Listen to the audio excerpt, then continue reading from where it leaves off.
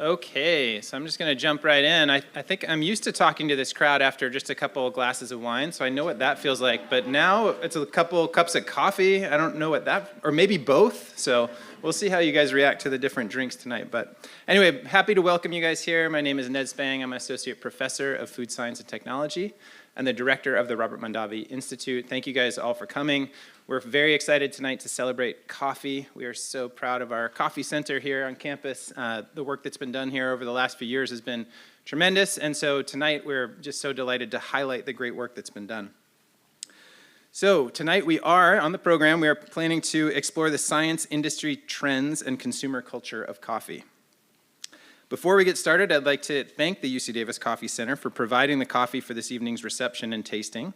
And just a note that the event is being recorded. That's also going to come up later on when we're asking questions. Please wait for the mic, because then your question can actually go into the recording, as can the panel's response. Before we begin, we should take a moment to acknowledge the land on which we are gathered. For thousands of years, this land has been the home of the Patwin people. Today, there are 3 federally recognized Patwin tribes: Kachel-Dehi Band of Wintun Indians of the Calusa Indian Community, Quetzal-Dehi Wintun Nation, and Yocha-Dehi Wintun Nation. The Patwin people have remained committed to the stewardship of this land over many centuries. It has been cherished and protected, as elders have instructed the young through generations. We are honored and grateful to be here today on their traditional lands. Tonight, we are looking forward to being joined by Bill Garrity, University Librarian and Vice Provost for Digital Scholarship. Unfortunately, Bill is under the weather, so Audrey Russick, Curator of Food and Drink at the UC Davis Library, will be sharing remarks in his place. So I'm delighted to invite Audrey up to the podium.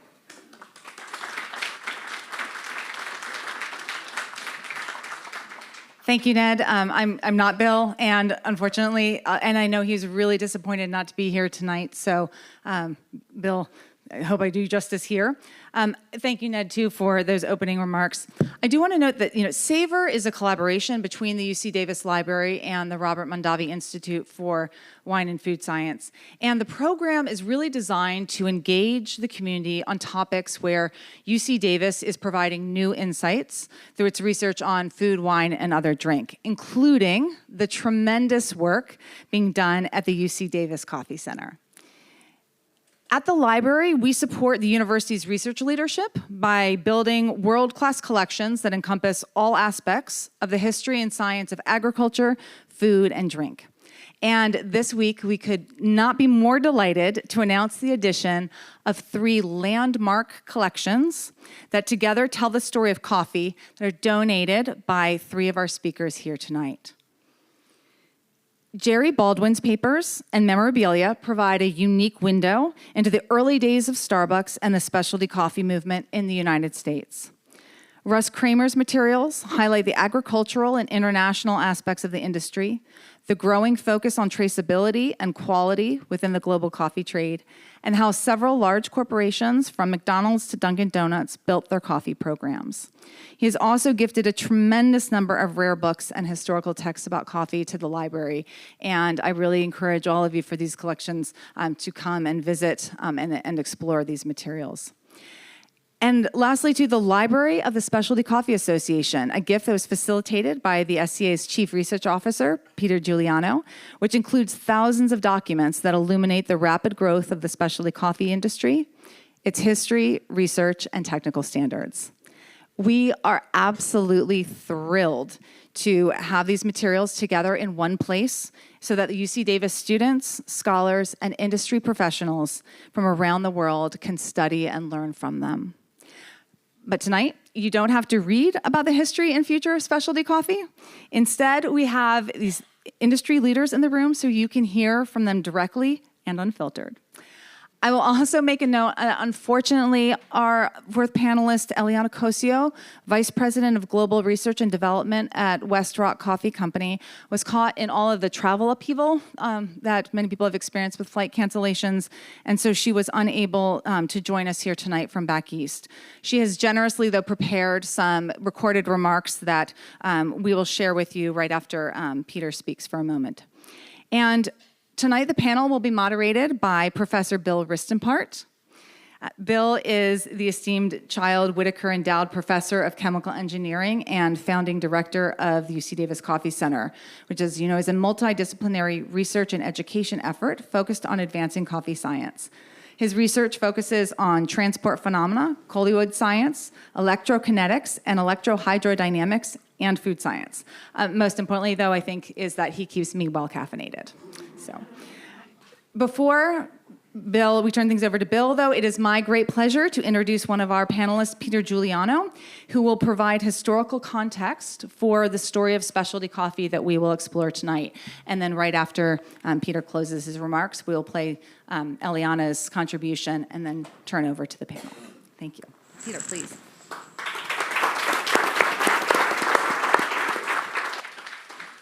Good evening, everyone. What a pleasure to be here and to be talking about coffee in this place. I'm just so excited. And when I was invited to be here, which I was thrilled to, I was asked if I could please give some historical context about coffee. And so I said, sure. And I said, how long can I have? And they said, 6 minutes. So I give you, if you want to show my title slide, A Social History of Coffee in 6 minutes. I'm going to do the best I can, but I'm going to have to go quickly. So in the next slide, we'll see every coffee story has to start in this place.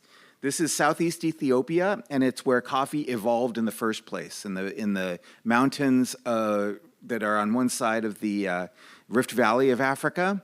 And in the next slide, you'll see what that place looks like. This is coffee's native habitat. If you can see those big, tall forested trees in the background, if you look below them, you see the coffee trees. And that's how coffee grows wild in these forests in Ethiopia. This is actually a nursery where local people are pulling coffee out of the forest and planting it in a clearing in order to start growing it. And this is coffee that you can buy to drink. It's called semi-forest coffee. It's coffee that's grown in the forest. And in the next slide, you'll see what coffee consumption in Ethiopia looks like. This is the traditional Ethiopian coffee ceremony. It's a way that coffee is consumed in Ethiopia and has been for hundreds of years.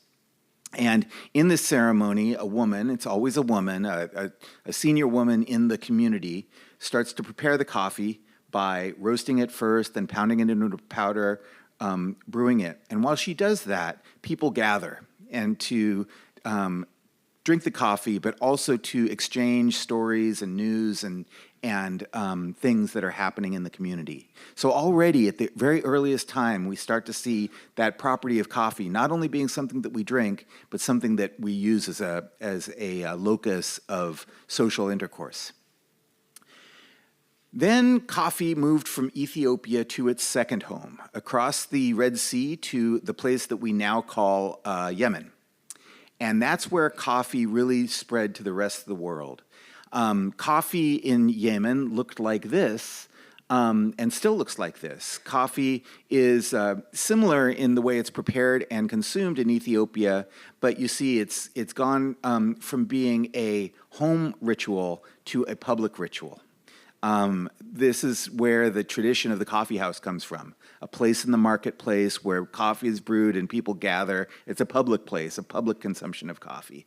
And this is why coffee's consumption here is why we call the main species of coffee we drink Caffea arabica. This is the part of Arabia that we associate most with coffee's spread. And speaking of coffee's spread, coffee went in two directions from Yemen. The first direction is coffee's consumption, which spread northward through Arabia into the Eastern Mediterranean and into the Ottoman Empire. And it's that way, through the Ottoman Empire, that Europeans first got exposed to coffee, and so they started to consume it in the Turkish style. So we still talk about Turkish coffee today. That's because of the Ottoman Empire. Coffee also spread, this is what early coffee consumption in Europe looked like. You can see how the waiter there is dressed up in Turkish garb. He's making reference to coffee's Turkish history. But everybody else, this is the beginning of the Enlightenment era, when people were coming together in coffee houses instead of ale houses. And the conversation is much more coherent when you're talking over coffee rather than over ale. And so historians seriously speculate that this was a factor in the beginning of the Enlightenment, because people weren't so drunk all the time when they were having conversations. Can anybody guess what the name of this coffee house is? This is the original Blue Bottle Coffee House in Vienna, Austria. Okay, so the coffee also spread in a different way from Yemen, but this was coffee production. So coffee consumption spread northward, and westward coffee production, that is coffee farming, spread eastward. First through India and then down into what we now call Indonesia, especially the island of Java, which became the biggest coffee producer in the world. And so big that we still call coffee Java to this day. And this is how coffee came to the United States. Coffee came by European immigrants. European immigrants brought the tradition of coffee drinking with them, and coffee became an important factor in the Industrial Revolution and also westward expansion. We all have that image of cowboys drinking coffee on the open range. And one of the kinds of coffee that they were drinking was this coffee that they called mocha in Java. Mocha is the name of a port in Yemen, Al Mocha. It still exists. And Java is that island. So the words Mocha Java pay tribute to these first important producing places of coffee. And we still use that language even today. Coffee agriculture spread to the New World as well, especially in Latin America. So this is coffee production in Guatemala, but coffee expanded to lots of places in Central America and South America as well. And eventually Brazil became the biggest coffee producer in the world. Meanwhile, coffee became the quintessential American drink. I love this photograph because it shows coffee around the peak of per capita consumption in the United States. This was in 1937. Peak consumption happened in a few years later in 1943. But this is what coffee looked like. Big cups of coffee that people would drink with meals all day long. My grandfather drank coffee like this. It was everybody drinking coffee all the time. And that's how coffee was until the mid-century. But then also in this picture, you can see a hint of the biggest challenge that coffee faced during this time. Can anybody guess what it is? Coca-Cola. Coca-Cola had its designs on coffee, and we can see what the effect was in the next slide. Coffee consumption, as I said, peaked per capita in the 1940s, and then that blue line is soda consumption. And you can see how soda consumption went up and coffee consumption went down. That had two effects on coffee. Number one, it created a crisis for coffee producers and coffee growers, but they responded by trying to make coffee cheaper, and then quality went down. So it wound up being this terrible effect where not only were people drinking less coffee, but coffee quality was getting worse at the same time. And so the 60s were a really bleak time for coffee consumption in the United States. Thankfully, some heroes showed up, and they took the form of people like this. On the left is Alfred Peet. He was a Dutch immigrant, and he came to the United States and said, "What is this coffee that you guys are drinking?" And he created a coffee company to respond to that. And that is, of course, Peet's Coffee, which was established in the East Bay. To the right is maybe a new face to you, but she's a beloved figure to us in the coffee industry. Her name is Erna Knudsen, also an immigrant. She came from Norway, and she worked an entire career as a secretary in coffee companies, but then she started to notice that these small quality-oriented coffee companies were asking for coffee, so she started selling them from her desk, selling small amounts of coffee to small quality-oriented coffee roasters, and she called them her specialty coffee roasters.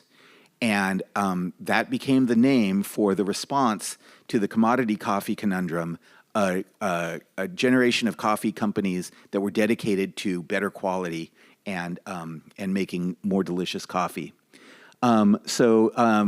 That here's some of the companies that we associate with the specialty revolution in coffee. Of course, Starbucks and Peet's are the ones that are very familiar. Panikin was my alma mater from San Diego. Coffee Connection in Boston, PJ's Coffee in New Orleans, Coffee Bean and Tea Leaf in Los Angeles, and several others. These were the pioneers of a response to commodity coffee, and they called it the specialty coffee revolution. This happened in coffee production as well. Just at the same time as these coffee companies were revolutionizing coffee consumption, coffee farms also responded. This is La Manita, which is one of the first coffee farms that developed an identity of its own, sort of like a wine vineyard that people could know and actually say, I like coffee from this place. And that was an innovation, really, for the coffee market. So this is the period that we call specialty coffee. Now, then that happened in, say, the 60s through the 80s. Then there was a generation, people like me, and this person. This is Trish Rothkeb.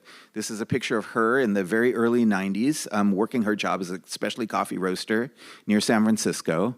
And she, like me, were young people in love with this idea of specialty coffee. And pretty soon, we started to establish companies of our own, specialty coffee companies of our own. And there was another generation, a successive generation of coffee companies, and with different kind of names and different kinds of ideals, but this is the next generation of coffee companies. And Trish herself, writing an article for the Roasters Guild, identified that we could apply a sort of a feminist history framework to this, and she thought of the first coffee generation as being the first wave of coffee, the specialty guys as being the second wave, and then our generation being the third wave of coffee. So this period is now known as the third wave of coffee, and it's the generation that I am part of. The mention of a third wave invites the question, well, what's the fourth one going to be about? And I think this illustrates this. This is coffee, the number of coffee shops in the United States from 1991 to 2024, and you can see it's been a rapid increase. And of course, I think all of us have seen this, the proliferation of coffee shops in all of our hometowns and the cities and everywhere. They're everywhere nowadays. So the fourth wave might actually be a tidal wave of coffee shops. And this is the people that are driving this wave. And this is the next generation of coffee producers, and they're different from the preceding generations.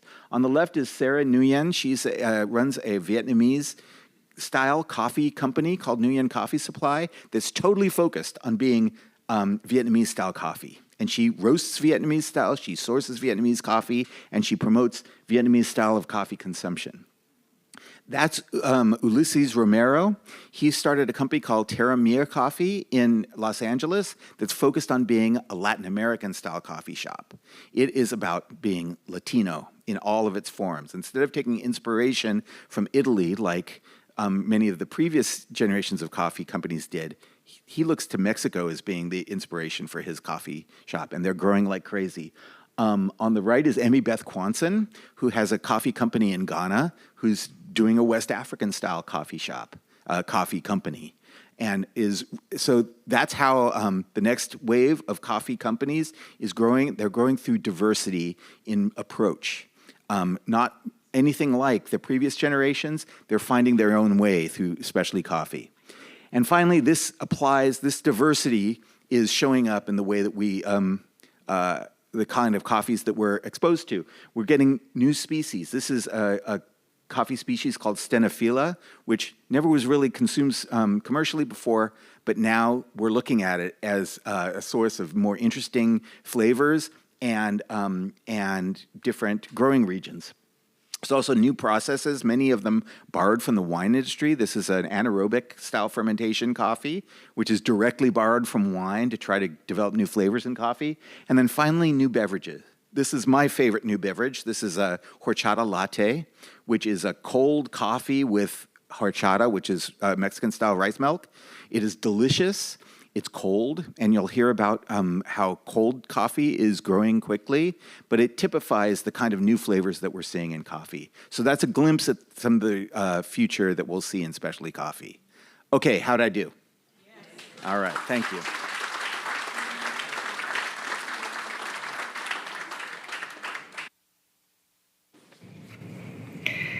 Good evening. My name is Eliana Cosio, and today I will be joining you via this recording, as unfortunately I have some travel issues due to the inclement weather in the East Coast where I come from.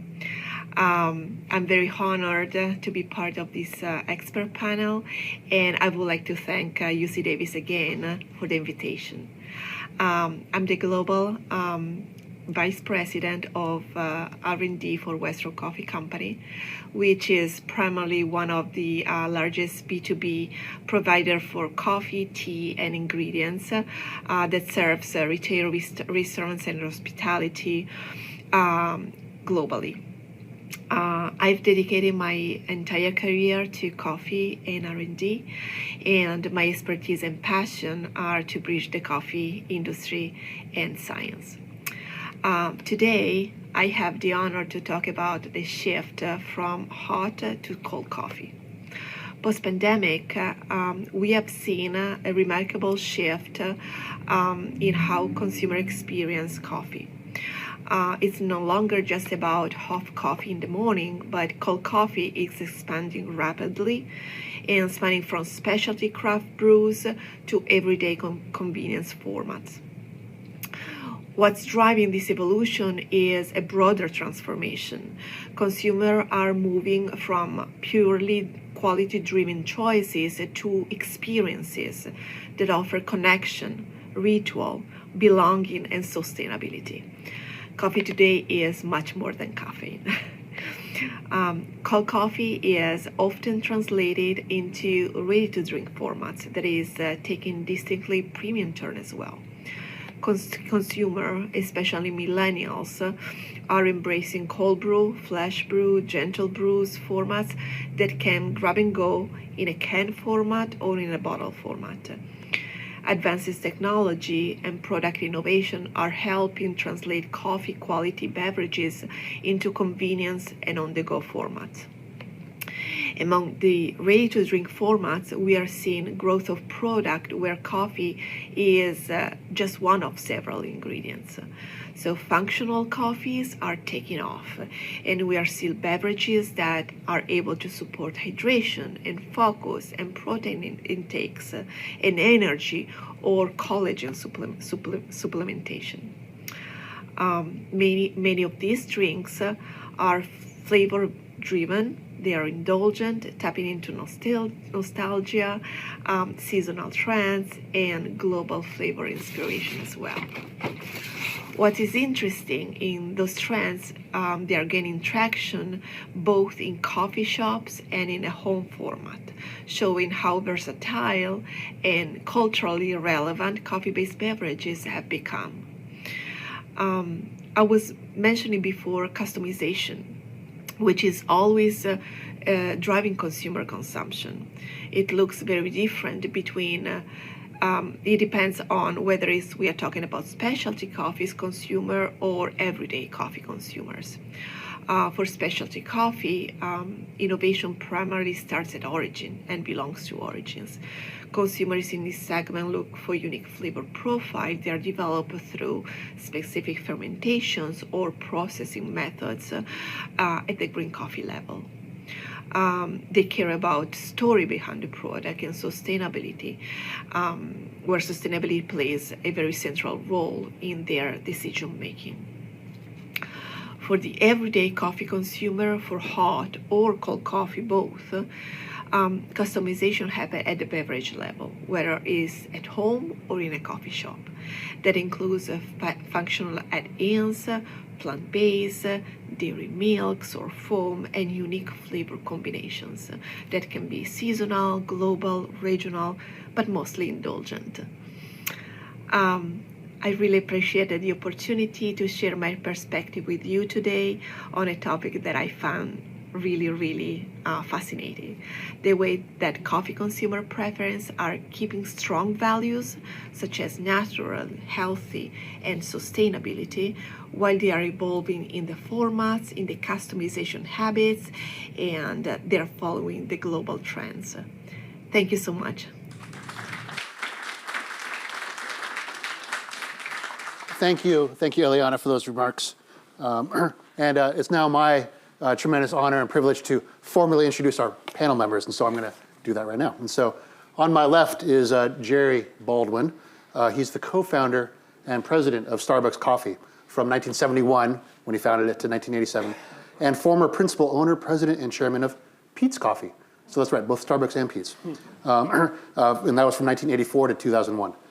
He's a recipient of the Lifetime Achievement Award from the Specialty Coffee Association of America. Jerry served as a director of the Specialty Coffee Association of America, and he was the founding chairman of its Technical Standards Committee. He was honored as Coffee Man of the Year for North America by Tea and Coffee Trade Journal, and he's an honorary member of the Kilimanjaro Specialty Coffee Growers Association. Jerry's also been a writer about coffee on The Atlantic. Many of you probably read the Atlantic magazine articles. He also serves as a member of the board of directors of TechnoServe, an NGO working to alleviate poverty in Africa, Latin America, and India. Jerry was also a founding director of Red Hook Ale Brewery, so also beer, okay, and a founding contributor of the American Institute of Wine and Food. From 2001 to 2021, Jerry farmed grapes and produced Zinfandel and Petit Syrah wines, okay, as J. Baldwin Wines in Glen Allen, California. So wow, you have all the beverages, man. Okay, okay, so that's Jerry. In the center, we have Russ Kramer. And so Russ is president of La Manita Coffee, that was mentioned there. He's also president of the Green Trading Division of Distant Lands Trading Company. La Manita has been growing and milling coffee in Costa Rica since 1968. As a part of his work with La Manita, Russ works directly with green coffee producers in Ethiopia, Tanzania, Sumatra, Costa Rica, Guatemala, Peru, Colombia, and Brazil. Hopefully I didn't forget any there. And he establishes joint venture projects directly with coffee farmers and millers. Russ has been part of the specialty coffee industry since 1983, first working at Green Mountain Coffee Roasters in Waterbury, Vermont.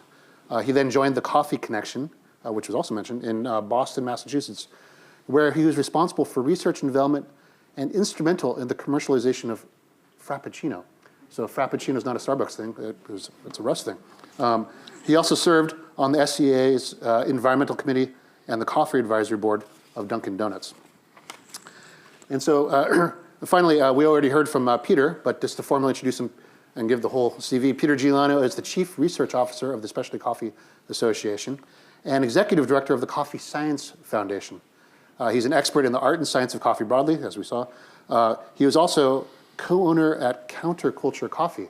And so for those who don't know, Counterculture played a huge role in the development of specialty coffee, where he served as director of coffee at Counterculture from 2000 to 2012, and he helped pioneer direct trade coffee, where you buy directly from farmers. Peter's work in coffee began as a barista in San Diego in 1988. He's cultivated experience through a storied career in coffee, including numerous and varied roles as, roaster, buyer, cupper, researcher, and educator, okay? Among others. So Peter is a founding member of the Roasters Guild Executive Council, which he chaired in 2004. At the SCA, he served as training committee chair from 2005 to 2007. He's been a volunteer for the Coffee Corps and is co-author of the SCA's new Coffee Sensory and Cupping Handbook, which just came out last year, right? And that's a big deal in specialty coffee. So why don't we give a hand to all our people for coming here? Yeah. All right. Give a hand now. Okay, so and now we're going to start asking some questions, right? And so, and we were joking around before this, a stereotypical or cliched question that coffee people get is invariably, what's the best type of coffee? Okay. And we're not going to ask that, at least not yet. But I think because the answer is the best type of coffee is what's best for you, right? And that raises kind of a profound question, which is the issue of customization and differentiation in coffee. And so my first kind of very general question is let's talk about customization and differentiation in coffee, right? And so what does that mean to you? What are the opportunities? And so let's start with Jerry first. Well, I was going to say we should probably start with Peter, the customization. For me, I customize my coffee with hot water. And that's the extent of it. No cream, no sugar, no almond milk, no horchata, no ice cubes. Kind of boring. But the thing that I like most about it is, well, we'll come back to that later, but put enough coffee in it so that Jane will enjoy it. She likes it strong. So do I. That's Jane Baldwin. She's in the audience. Yeah. Okay. Russ. Well, that's where coffee is somewhat unique as something that you consume at home, because most things, you buy them, you open the package, and you consume them. Coffee is completely different. When you're at the supermarket, you're deciding first who to buy it from, what coffee that they offer are you going to take. Do you need it whole bean? Do you need it ground? Do you need a dark roast? Do you need a light roast? Do you want it flavored? You're making decisions all along the purchasing, and then you get it home, and then the decision is how much water to use. Do I grind it myself? Do I want to put cream in it, sugar, additives? It's uniquely customizable for the person at home, and I think that's part of why people love it so much, because it's not coffee, it's their coffee, and that makes it very unique, I think.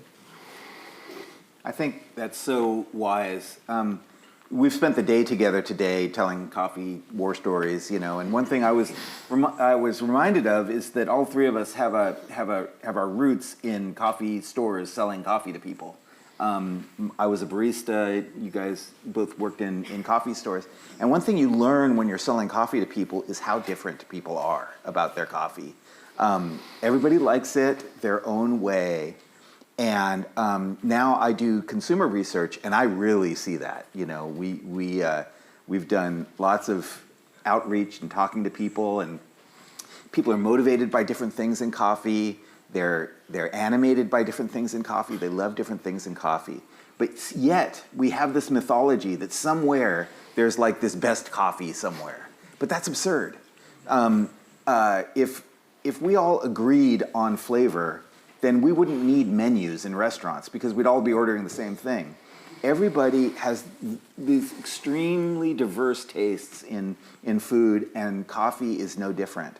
The challenge for people like us is to decode that and figure out what is it that you love about coffee, and how can we make that experience good for you in your kitchen when you're making your coffee at home. The coffee that, and that's what keeps me coming back, is how I can help create those experiences. Well, and what's funny about it is everyone has a different way of doing it, but everyone will say the same thing. My way is the best way. Yeah, my way is the only way. That's like true. I drink Sanka. That's it. That's right? true.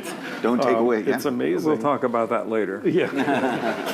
But I remember, like with George Howell at the Coffee Connection, his thing was, I'm going to make the coffee 20% stronger than anybody else. Mm-hmm. And if they come to the store 5 days in a row, I got them, because they'll never switch back because it won't taste right. Yeah. It'll taste weak to them. And that was his key to the business. And I think it was a very insightful way to look at it, right? I'm going to change your behavior, right?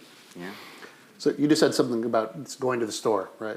And Peter showed this graph about the number of coffee houses just expanding dramatically over time. Yet, still, even with that dramatic proliferation, about 70% of coffee is still consumed at home, right?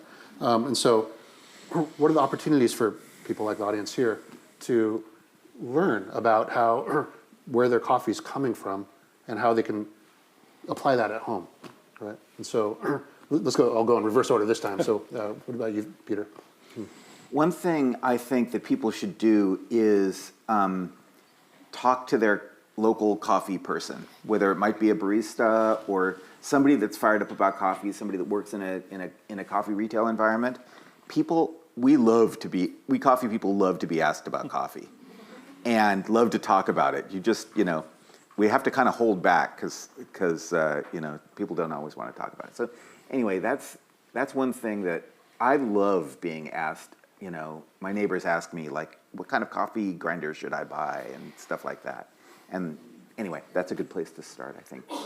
Well, and I think with the internet now, it's so much easier to research. Yeah. Like you can look around and find what are the people doing it differently, and what are the taste attributes I want. But more important, or equally important, is who's producing this and where is it coming from, and do they care?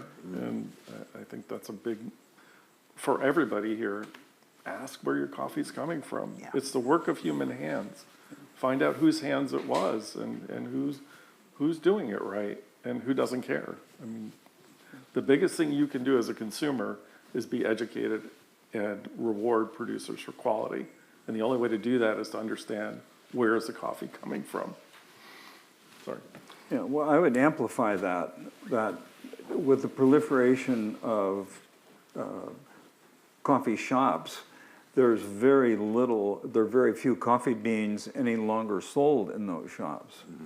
You know, when we began, our only business was coffee beans. We actually didn't sell drinks at Starbucks until, I don't know, much later. And so if you want to know now, you have to go to another source, because the people who are in stores now are trained how to brew coffee and serve it, rather than where it came from and all the rest of it. So fortunately, we all have computers. But I think something that's changing, and you didn't break it down, but I think a lot more of the stores that you go to now are independent. And the owner of a coffee shop Good point. intrinsically cares more about the coffee that they're buying versus just the manager of a Starbucks, right? Right. So I think you are getting a more educated coffee experience now when you go into an independent store than maybe just walking into a Starbucks and getting a latte, which I think is fantastic for the industry, and it's fantastic for the consumer, because there's much more choice out there now. So I've always been fascinated by what you just said, Jerry, that, like, you know, you walk into a Starbucks in the 70s and you couldn't get a beverage, right? You're buying beans, right? And so that's a big shift. Another big shift over the past 15, 20 years has been the shift to, you walk into a grocery store and there's a huge section now of cold brew, what in the industry we call RTD, ready to drink coffees. And so I think, Peter, you already alluded to a few, but like there's new flavors coming out. And so what type of new RTD, or just more generally, if you just comment like on this RTD, the explosion of cold brew, and what do you see, where do you see that going? In another 5 years, are there still going to be even more cold brews for, like, what's going to happen? I cannot answer that question. Okay, next. Okay. I would like to think that it will decline, and this is a wave that's passing. And Why do you say that? because if I look back at the last 50 to 100 years of coffee, it always comes back to a cup of coffee. And that's what the core of what coffee's all about, is tasting what the farmers are producing. And if I didn't believe that, I wouldn't be in the industry.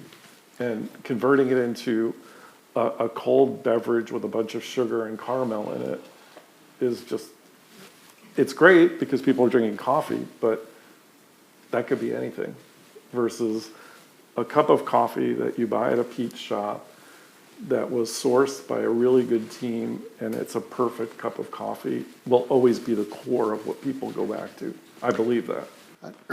I'm applauding internally right now. Okay. Yeah.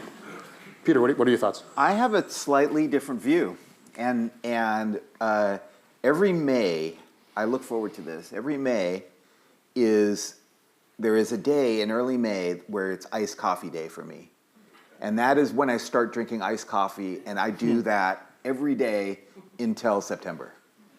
And my morning coffee is iced coffee, not hot coffee, and I love iced coffee, sort of like.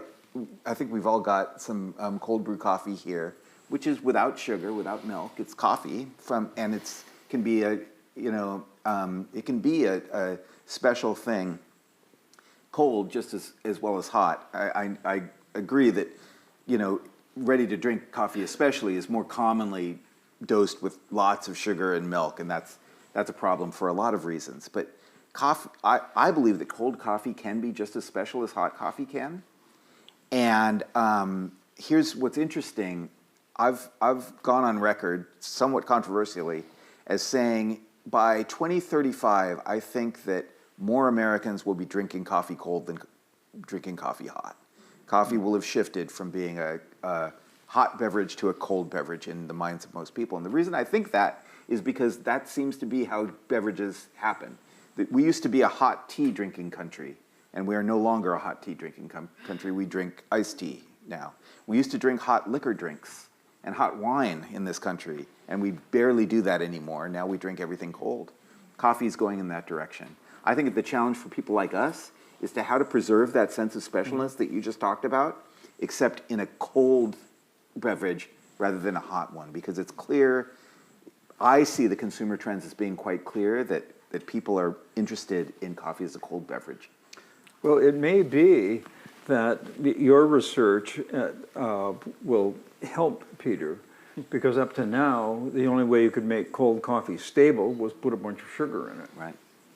So if you actually want to taste it the way, at least Russ and I want to drink it, is you got to get the sugar out, and it's not shelf stable. Right.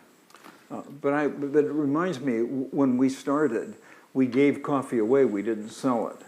We would give them a cup, a 5-ounce cup in porcelain, and it would be hot, and they would take a sip, and it's really strong.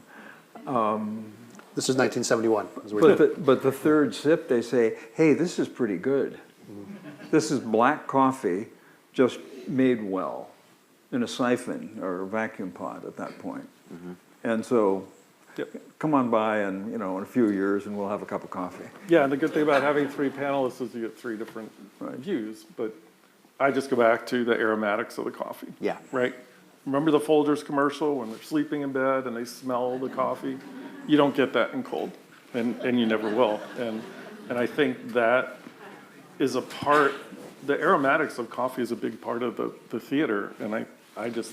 Come to my house I in May. have a solid dollar. pretty good. I got $1 on this bet. 2035, you're going to be handing me $1. To that, though, my hot coffee. another point is that are coffee stores in the coffee business, or are they in the milk business? Right, that's true. There are many more milk choices than coffee choices. Yep. This is what we're brewing. Oh, I want it with whatever, almond milk, oat milk. That's a great point. Yep. But it's still 70% at home. So Yeah. Thank you. That's my favorite hang in there, Jerry. statistic. We're gonna keep that hot coffee going. So, Russ, you said something that I want to come back to. You said, over the past 50, 100 years, the cycle of history says it always comes back to hot coffee. And that reminded me, I've been doing research on something called the Coffee Brewing Institute, something in the mid-century that helped they helped promulgate the idea of a coffee break. But one of the things they pushed really hard for was cold brew coffee. And arguably they failed until, about 40, 60 years later. Right? And so, what makes you think is going to come back to hot coffee? Well, it hasn't you have a left- diametrically opposed view to It Peter, so I hasn't want to left go to the hot spot. coffee yet. Right, that's true. We're still a hot coffee consuming country, and so So I know on I'm Starbucks. disagreeing with the premise of your question. Now we get it. Okay. I think on Starbucks' last earnings call, they said that about Yep. 70% of their beverages sold in North America were cold.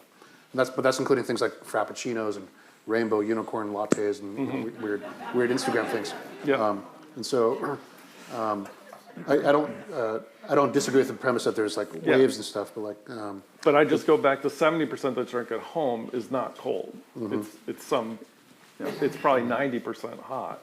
And yeah, when you're going out and you're grabbing something to drink in your car and it's 90 degrees in Southern California, I agree. But if you're in northern Minnesota today, you want a hot cup of Java for sure. Yeah. So since we already alluded to both things tonight, UC Davis has both the Coffee Center, where we've been doing research on cold brew and things like that. But we also have arguably the world's best collection of coffee literature, thanks in part to Audrey's efforts and your guys' donations. And so here's a very specific question. What role do you think that both current science and our world-class historical collections together can play, what role will they play in the future of our understanding of coffee? Well, you, the professor, know as well as anyone that no one reads anymore. Where are my students? Are they in the background? There we go. Yeah. Students, read. That's hard to answer because that kind of research, I think it's much more likely that we'll follow Russ's advice and use our computers. So the extent to which actually Otter is successful in digitizing some of these new things so people can research what happened, where it was grown, how it was processed, and with luck avoid the mistakes that have been made along the way. So we progress, in fact. How's that for an optimistic view? Pretty good. Okay, Russ? Well, for the last 50 years, the specialty coffee industry is like grown in silos. You had Pete's on the West Coast, you had Coffee Connection on the East Coast, you had Starbucks, and many, many other regional coffee people who were all doing their own research, who all totally believed that they had the answer to every coffee question that's known to mankind, but they were all different. And they all learned different things. And I think that generation of coffee people is older. And what the UC Davis Library can do is take all of this work that was done in the last 50 years and consolidate it. And it's not to say that all the data is right, but all the data is there. And so if someone wants to know, well, you introduced me as being from Green Mountain Coffee Roasters. How many people here know that that's Keurig, right? It's like calling JFK Airport Idlewild, right? It's a totally, we're gonna lose that history, and we're gonna lose it quickly. And we have a rare opportunity right now to find all these people who are the revolutionaries of the specialty coffee industry and say to them, hey, let's share what you learned and let's get it all in one place so that everybody can look at it at the same time. And because it's digitized, I can be in Vermont and look at anything that's out there. And even our students will look at it on their phones. Yeah, okay. But there's so much that's been learned that's going to get lost if we don't do this. And this is the best resource for coffee information in the world today, and we're only 10% of the way from where it should be in the next 10 years. That's my belief. I'm applauding internally again. So Okay. Go ahead, Peter. I'm sitting here as we're talking about coffee and information. I'm reminded of one of my favorite historical anecdotes about coffee. And it's a coffee house that used to exist in London called Lloyd's Coffee House. And it was in London, coffee shop called Lloyd's Coffee Shop, and people would come there and drink coffee. And then they added a feature to the coffee shop called the subscription room. And in those days, there were newspapers everywhere, but nobody could subscribe to all the newspapers, but the coffee shop could. So they had subscriptions to all the local newspapers, and you could come in, as long as you were drinking coffee, you could read the newspapers for free. And so the Lloyd's subscription room became famous. Then they started putting shipping notices on the walls because people could get information. Lloyd's Coffee House became a source of information that people would read. And eventually, Lloyd's Coffee Shop turned into Lloyd's of London, the insurer, because they had become this central point for information. The point that I'm making is that there's something about coffee that makes us want to think and learn and pay attention to things. And we've talked about how rewarding it is when you know something about where your coffee came from or who made it. And we get that information by reading a coffee bag or doing some research on the internet. And, you know, I've found it so rewarding to encounter coffee books, you know. Like, I was so fired up. We visited the library today and saw the coffee collection as well as the culinary collection. And I just want to sit there and read about coffee. And, you know, I think we're a bunch of coffee drinkers in this room, so we probably will agree on this. But there's something really rewarding with connecting this thing that we're drinking to the place that it came from or the person who roasted it and the history of the beverage. And we get that through libraries and reading. And I like to think that we're not going to completely lose that to the internet. I still think that there's something valuable about reading something tangible with your cup of coffee in the morning. At least it is in my house. Hot cup of coffee. Yeah. Piping hot cup of coffee. Well, your point earlier today, Peter, that coffee is a social beverage. I mean, imagine we just sit down and have a cup of coffee together. What an idea. Yeah. So, Peter, you mentioned Lloyd's, which made me think of money, which made me think of my next question. Okay. So changing gears a little bit, something that's been in the news a lot has been the price of coffee, right? So coffee prices have gone up a lot. And so here's just a very general question. Is there a price crisis in coffee? That's a binary question, so you can say yes or no. we Russ can fill should in. answer Yeah. Yeah, Russ, you're probably the best one to answer There's a it. price crisis in coffee. Producers have not been rewarded for what they do. The adjusted for inflation, what the farmer's getting today is not much more than they got in 1980. And they have inflation too. American consumers keep saying, I shouldn't say that. It's this perception that we're paying super high prices for coffee. We're barely paying 100% more than you were selling the coffee for in 1980. Yeah. But how much has your house gone up? How much has everything else gone up? Right. The crisis isn't that coffee prices are too high. And I'm a producer, so of course I'm going to look at it this way. The prices are too low. I mean, if we don't deal with it, kids aren't going to want to be in the coffee industry. That's the worldwide crisis right now. I know climate is a crisis, but the bigger crisis today is people and getting kids to continue their family farms, finding people to pick the coffee, making it an industry where people in origin can succeed. Because for most of the communities that grow coffee, I'm sorry, I'm on a soapbox, coffee is the only means of cash. It's not like they can grow something else. It's coffee.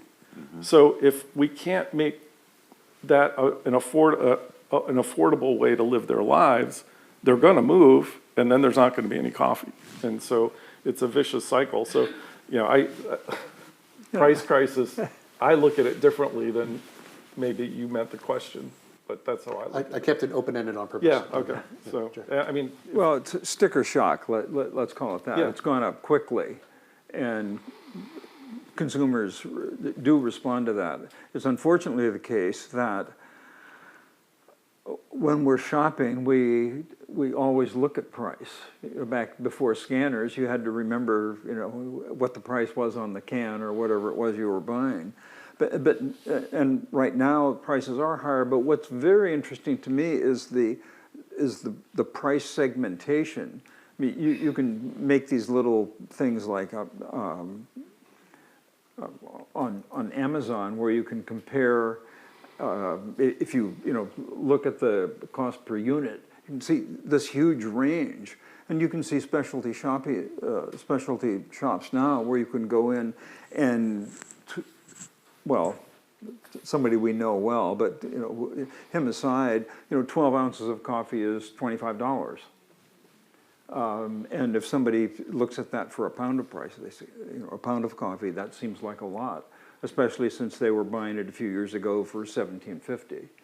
So it's the adjusting to new realities that's hard. I mean, and a lot of times that consumption will drop as prices go up, and then it comes back to your point. We're a coffee nation. yeah, I mean, coffee is relatively inelastic. Yeah. You're going to get your cup of coffee. You might get a cheaper cup of coffee. Well, when I had to raise the prices over $2 a pound, I thought we'd go out of business. And I'm not kidding either. Peter, what are your thoughts? I think that it's definitely true that there's been a little bit of a roller coaster with coffee prices this year for both consumers and the coffee industry. But if you take a historical perspective, Russ is absolutely right. Coffee, there was this period, if you look at it historically, the period between like 1930 and now has been this cheap coffee time, when coffee was extraordinarily cheap. In the middle of the century, we had these nickel cups of coffee that people felt entitled to. And that was an anomaly. 50 years earlier, coffee wasn't that cheap for people. So coffee got cheap, and I think we're out of that period now. But at the same time, that's driving some really other interesting things that are happening simultaneously. I got an Uber from the airport today, and I was talking with the driver, and she found out that I worked in coffee, and she's like, "Oh, do you know about Philippine coffee?" Because she was Filipina. Yeah. And the Philippine coffee industry is growing like crazy right now. They're growing more coffee in the Philippines. They're consuming more coffee in the Philippines. Same exact thing is happening in China. And so coffee is changing. It's changing the places it's being grown. It's changing the places it's being consumed. And that's going to lead to these price fluctuations and adjustments that surprise us. But it's fascinating for me to know that we're living through a little bit of coffee history right now as we change all the dynamics. Yeah. So you just mentioned China, and I've had the privilege of going to China a couple times to see the coffee culture there, and I will tell you that there's a lot of innovation happening there. And so how many of you guys have heard of an orange juice Americano? Okay. Yum, yum. Okay, a few of you, yeah. Oh, it's new to me. It's interesting. Yeah. And so, but so lots of innovation happening there. But like, I just want to throw out this question: based on everything you have seen in your coffee careers, what do you imagine coffee will be like 30 years from now? Really far window. What's it going to be like?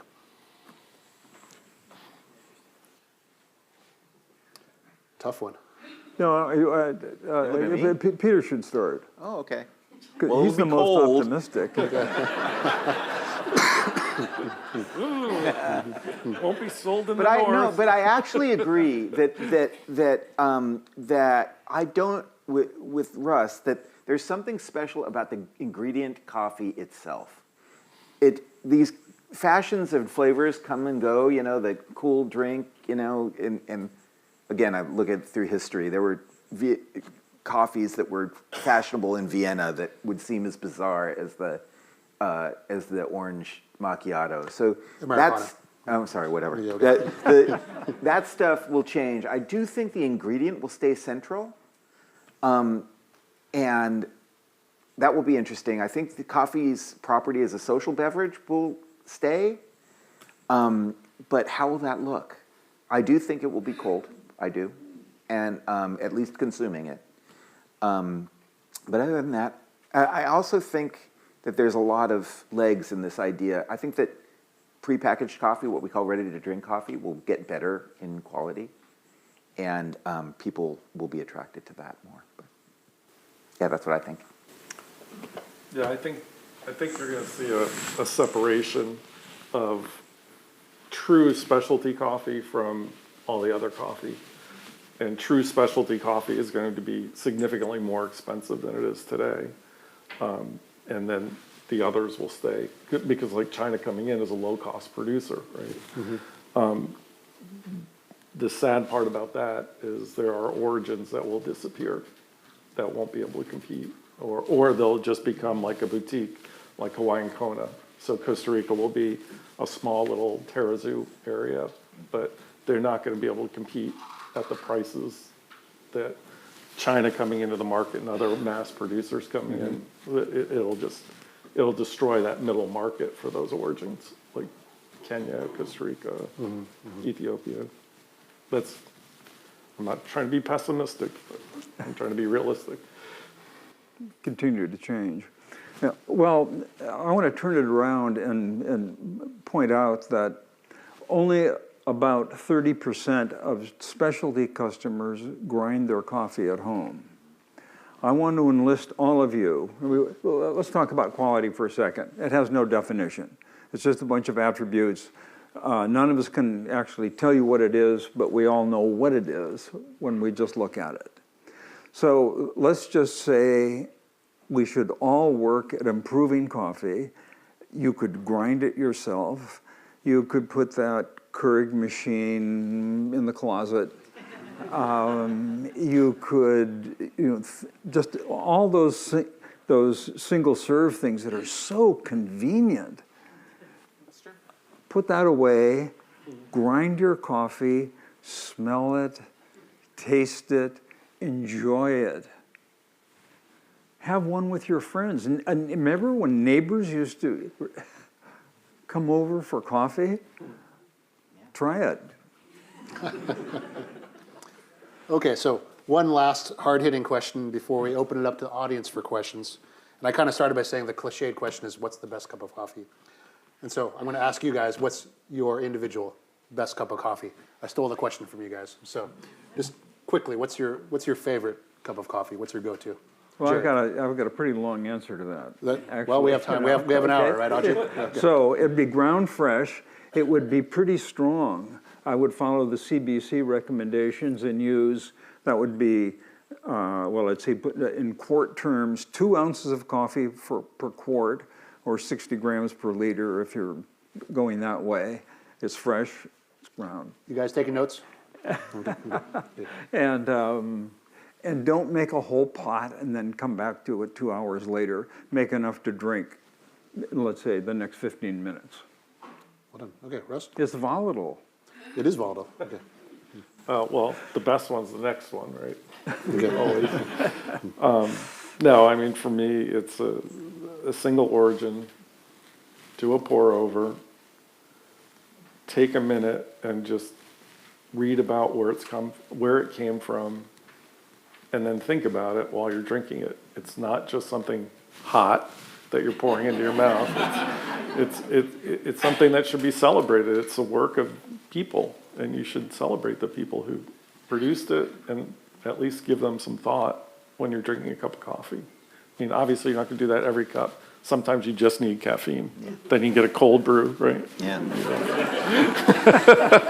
But sometimes you just want to smell it and enjoy it. And a pour over just makes it very easy, and it doesn't take that long, really. Well, that's how I make my coffee every day, is a little pour over thing that I have in my kitchen. And every time somebody asks me about my favorite coffee, sometimes I say stuff like, you know, that's like asking a parent who their favorite child is. But the real answer for me is coffee from a place called Yirgacheffe, Ethiopia. It is a special place for me. It's the place where coffee came from in the first place, but it also tastes amazingly good. And I love it. And I want to tell the world I love it. And that's what I make, you know, and sometimes I make it hot, sometimes I make it cold, but I always make it myself in my kitchen, and I smell it as I'm grinding it, and it's a beautiful thing. And one more thing, I want to have it with a person. The coffee, sometimes I have it by myself, and that's beautiful, but there is something about coffee that makes you want to share it with people. And, you know, we've been talking about coffee all day today at the library and with students and stuff, and we keep coming back to this thing about people. And I say that a lot about coffee. Most people start drinking coffee because of the caffeine, and then they realize it's not about the caffeine, it's about the flavor. And then they drink the coffee for the flavor, but then they realize it's not about the flavor, it's about the people. And that's true for me about coffee, is it really is less about a cup of stuff and more about a connection that I have with the rest of humanity. Yeah, and we have, like, for us, we have hundreds of people come visit our farm in Costa Rica every year, and I have that unique opportunity to sit on the porch with a cup of coffee on the farm with 4 or 5 people and to drink it and just talk. Yeah. And it's something I think that's lost in the U.S. a lot. Yeah. I was just there. I was at La Manita 2 weeks ago, and I can attest to that. It was a beautiful experience, for sure. Okay, thank you, gentlemen. And so now we're going to open it up to the audience for questions. And so, as a reminder, please wait for somebody to hand you a microphone. Everything's being recorded, so don't ask a question until we call on you and have a microphone in your hands. And so, who would like to ask a question? Oh, this gentleman here, I guess.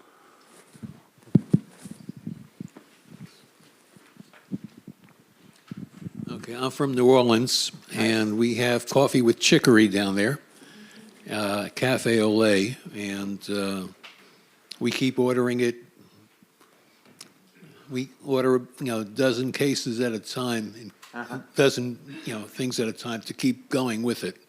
Are there any other regions that do that?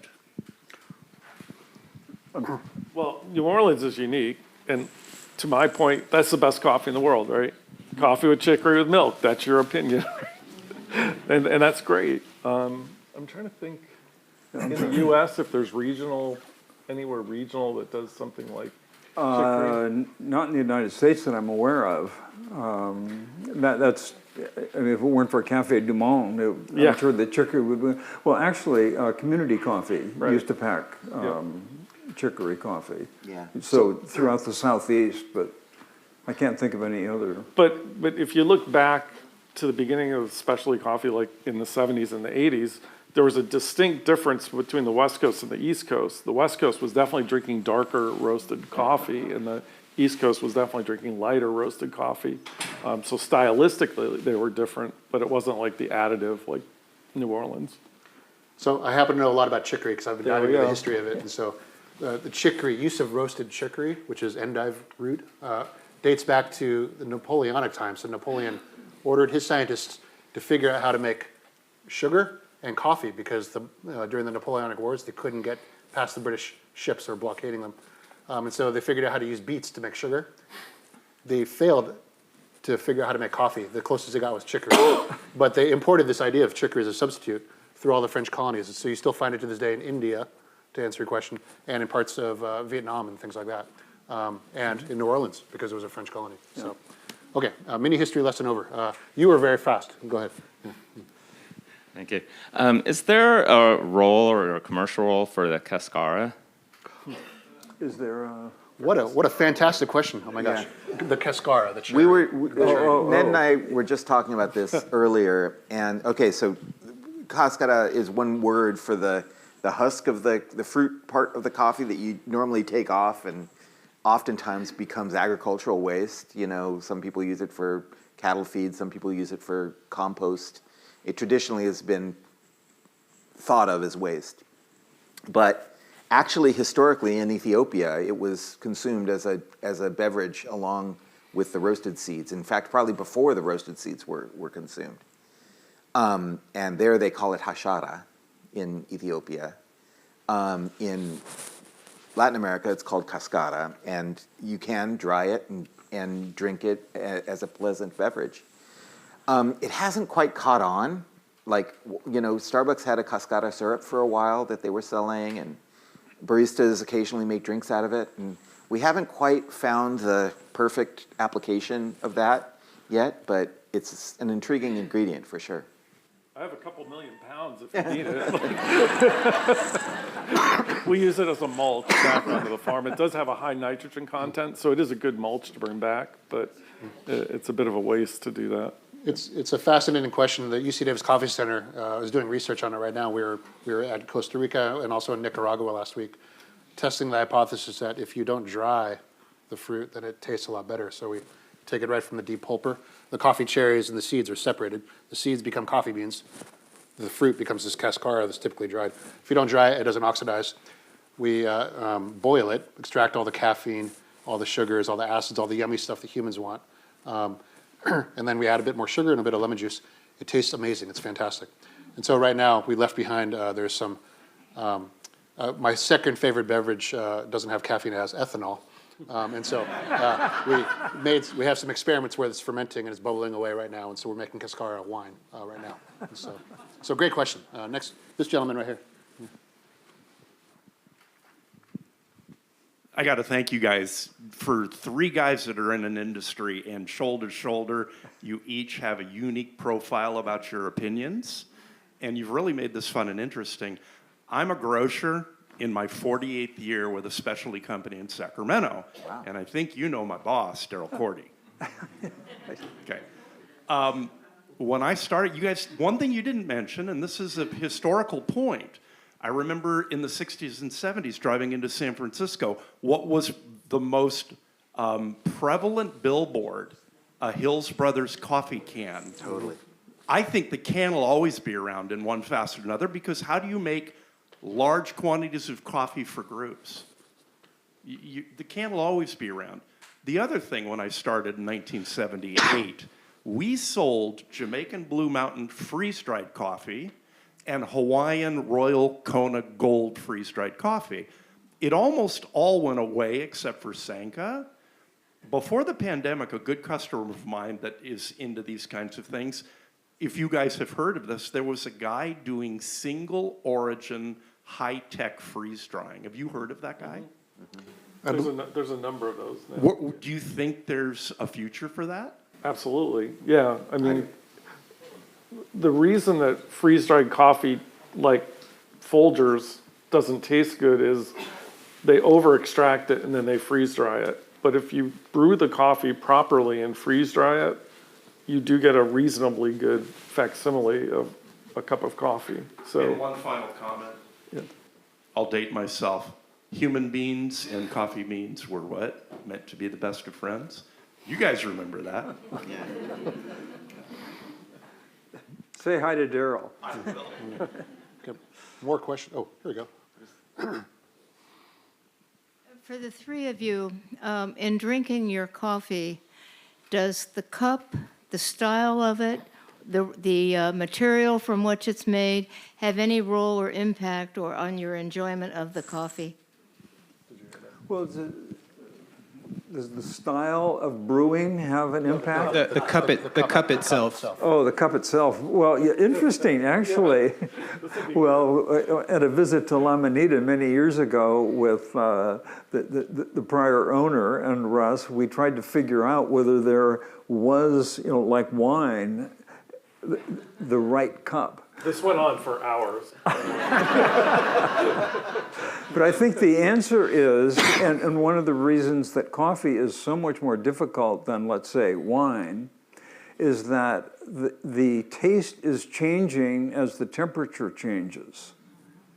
So if you wait around for a half hour, it's a completely different beverage than the one you started with when it was hot. And then when it gets to Peter's temperature, God knows what you've got. I will take it in a slightly different direction. First of all, as these guys have already shown, you ask a coffee person about this question and they will start to tell you about their favorite coffee cup or glass or whatever. So it matters a lot. The question is, why does it matter? And some people have these functional theories, but I'm here to tell you about this really interesting field of science that's growing a lot. It's called cross-modalism. And cross-modalism. And this is neuroscientists who are studying how when you have your hand on something and it has a certain texture, and then you drink something, the thing that you taste is affected by the feeling in your fingers. Does that make sense? Meaning, when you're hearing a noise, it affects the way things smell to you. So the things that you hear are affecting the way that you taste. The things that you smell are affecting the things that you see, et cetera, et cetera. All our senses are connected with one another. It's not just mechanistic. It's an entire experience. And so the cup, the color of the cup, the weight of the cup, the feeling of it in your hands is part of the experience itself. And it really does change the way you're going to perceive that coffee. I'll say one other thing. I've noticed in my years of making coffee for people, if you start having people talk about their favorite cup of coffee, they make one of two gestures. One gesture is they go like this. That's their mug of coffee, and that's powerful, and that wakes them up. But another group of people, and this is the people I like better, they go like this. They talk about their coffee, and their shoulders kind of go up. And that shape of the coffee cup that they can kind of caress and indulge in the morning and smell, and that's love, you know. And that has something to do with the shape of the cup. So anyway, that's what I think. I want to add one more thing. A permanent cup, the coffee tastes a lot better than a takeout cup. Yeah, that's true. Thank you. There's one already there. Thank you. I have a question going back to the point that was discussed earlier with regard to where you think the future of the industry is going and the future of coffee consumption is going. I have boy-girl twins that are 21 years old and at college, and they have different groups of friends. You know, the boy has a group of friends, the girl has a group of friends. And anecdotally, I feel that they're not coffee drinkers. Young, early 20-somethings don't appear to me to be coffee drinkers. They appear to be beverage drinkers. Mm-hmm. You know, they to me are the group that will go to a Starbucks or a Pete's or a coffee shop and get something with milk and flavors and 1,000,001 varieties with peppermint and all kinds of other things. I don't see any of them drinking coffee. Do you see that as a challenge? And is there a generational issue at play here, where the people that are thinking about this are of an age that drank coffee, whereas the consumers for the next 20 years maybe don't? So I'll take a stab at that. I have a 19-year-old son, and I'm the founding director of a coffee center, and every day he drinks energy drinks. So Celsius is his go-to, and so I bought him a coffee pot for Christmas last year, and he started to ramp down his Celsius consumption. The coffee's going up slightly. But yeah, no, absolutely, I agree. Like, the energy drinks have really captured, like, the current, you know, I'm not sure what the generation is called, the 18 to 20-year-old, that demographic. That's what they drink. And so the coffee industry has, you know, some work there to cut off. Peter, you're an expert on consumer trends. What are your thoughts? Well, first I'll share a personal anecdote that may give you some hope. My 11-year-old son has decided he's going to be a barista, and he makes me coffee every Saturday morning.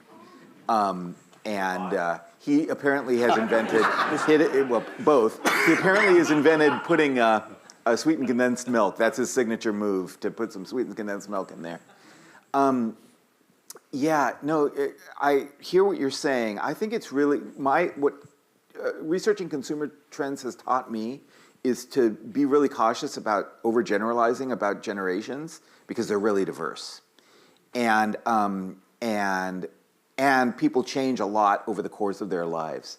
But I know what you're talking about, because it's true. This energy drink thing is real, and it's a problem for coffee.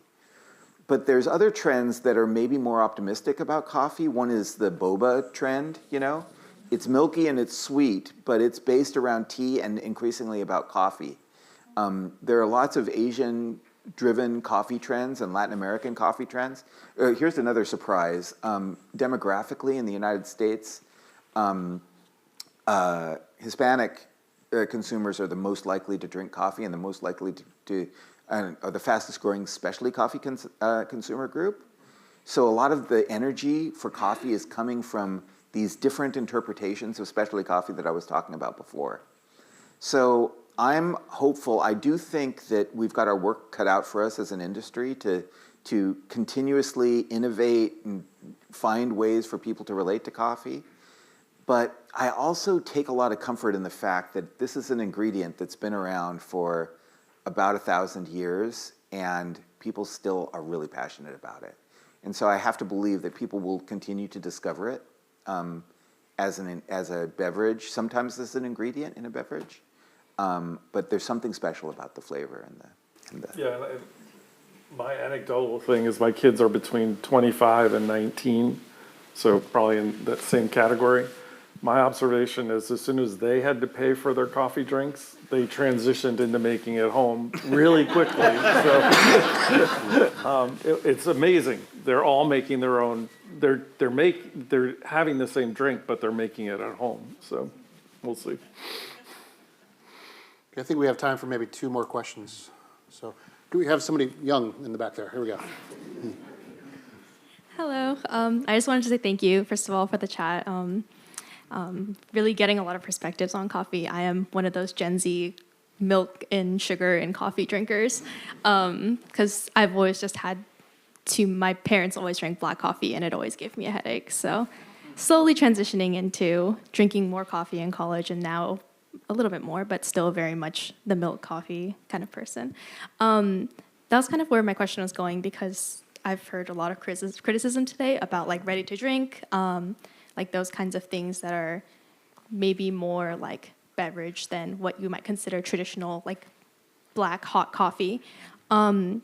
I guess like what I wanted to ask was, what are some areas in like ready to drink coffee, I guess more convenient or those kinds of forms that you might find to be most lacking, or areas that you could see a lot of improvement in the future? Because for a lot of people, especially younger people, those ready to drink coffees are our first introduction. Like I started drinking the Starbucks Frappuccino Mocha, like the little glass bottle ones in high school, because I was taking late night classes and I wanted to get some caffeine. Yeah, just to quickly, and I'll let you talk.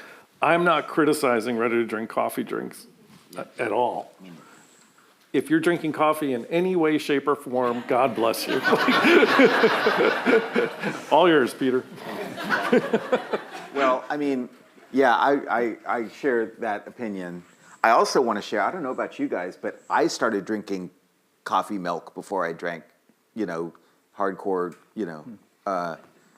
straight coffee too. I don't think, you'll hear, sort of coffee veterans like us talk about how we like our coffee strong and straight, because we do. I mean, that's kind of where you wind up. But the path to get there is often via milk. I think ready-to-drink coffee is great. I think it's a improving product in terms of its quality. I don't think there's anything wrong with milk in coffee. I do worry about sugar, because people can consume a lot of sugar, and that's causing a health crisis. And I think we really need to take that seriously as a coffee industry, that we're dealing sugar to a lot of people who are consuming a lot of it. And I think that's our challenge, is to develop beverages that may not be straight coffee, but have other ingredients in them that bring that sense of satisfaction without, 20 grams of sugar or whatever. We're supposed to be dealing caffeine, not sugar. Yeah. Right. I will say that through high school and college and grad school, I always drank coffee and milk together, not with sugar. But I didn't really get into black coffee until I discovered at a specialty coffee house in Canada that coffee can have crazy origin flavors like citrus and things like that. So experiment with different types of black coffee. You might discover some interesting flavors. Do we have time for one more question? One more question. I'm not sure who raised their hands first. Oh, way there in the back. I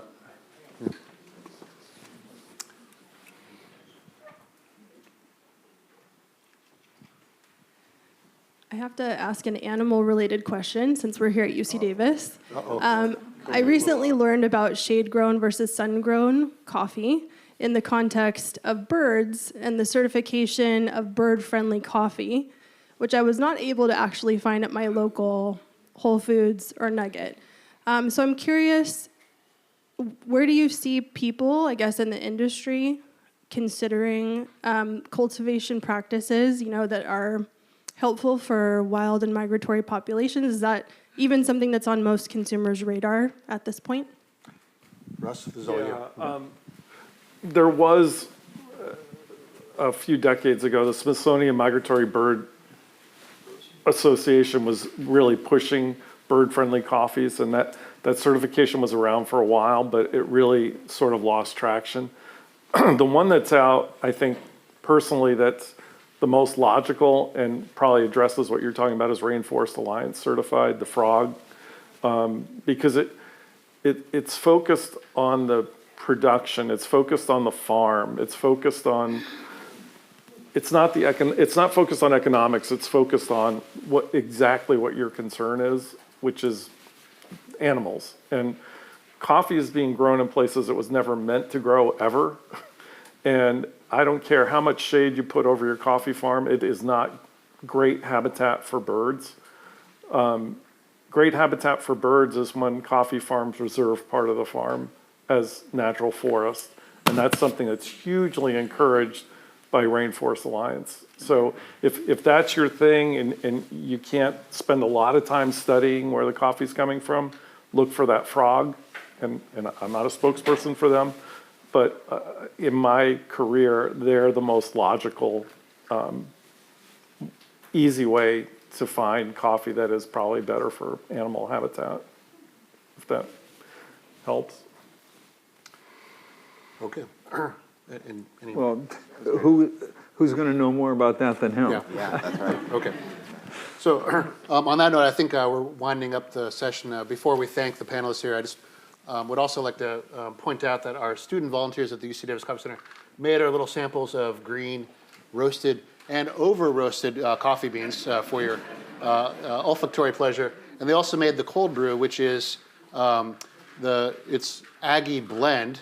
For those of you who don't know, the students at the Coffee Center roast coffee beans. You can go to the UC Davis bookstore and buy some Aggie blend. That helps support student research. So with that little bit of product placement and advertisement, why don't we thank our panelists here for this?